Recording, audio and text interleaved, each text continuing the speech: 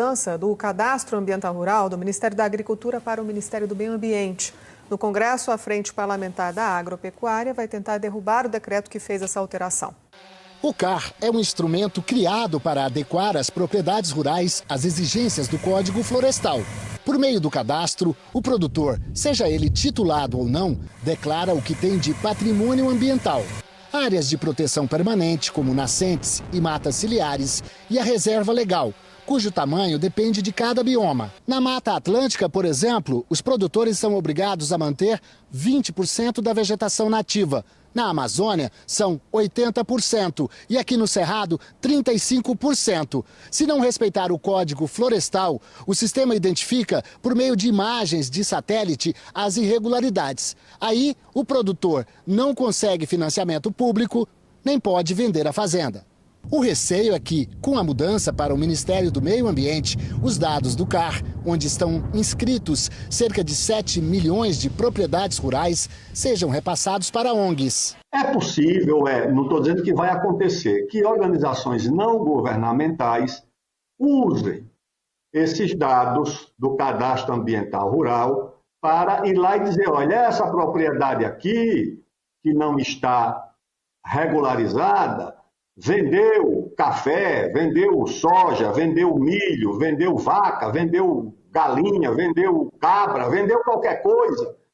Sendo que esse proprietário ele não é um grileiro, mas aos olhos da opinião pública, uma propriedade que vai ser apresentada como ilegal e, portanto, que pode ter sido grilada, está comercializando bem seus produtos e isso pode gerar uma pressão dessas ONGs pelo cancelamento desses proprietários. Ainda tem muitas propriedades, principalmente na Amazônia, que não estão regularizadas, inclusive assentamentos. Muitas vezes a terra dele não está regularizada, muitos são, inclusive, assentados da reforma agrária, que o governo levou para a Amazônia, onde tem mais de 500 mil assentados, que não estão regularizados.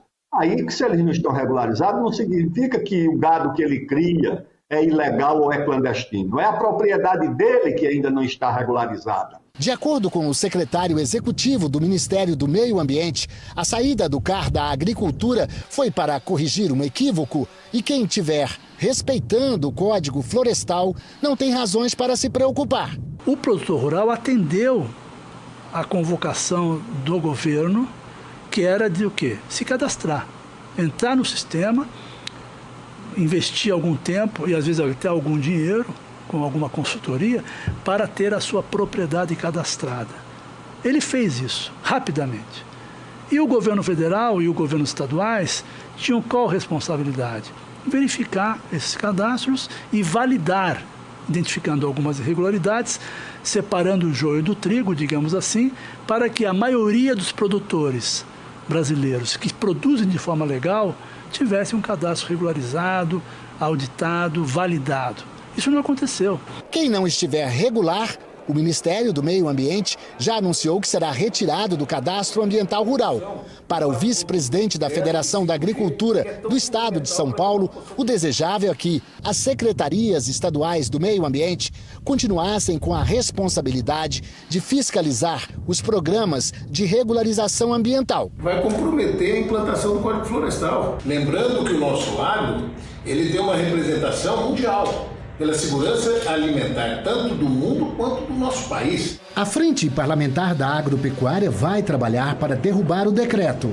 É um retrocesso, é criar uma dificuldade onde ela não existe, é fazer com que o Ministério do Meio Ambiente fique responsável por essa área tão sensível e tão preocupante para todos os produtores rurais. Dados da Embrapa, a empresa brasileira de pesquisa agropecuária, mostram que os agricultores e pecuaristas são responsáveis pela preservação de 2/3 da vegetação nativa dentro das propriedades rurais. E apesar do desmatamento ilegal, 80% das áreas do bioma amazônico estão preservadas. Estavam absolutamente tranquilos com o cadastro no Ministério da Agricultura, que é para onde foi feito.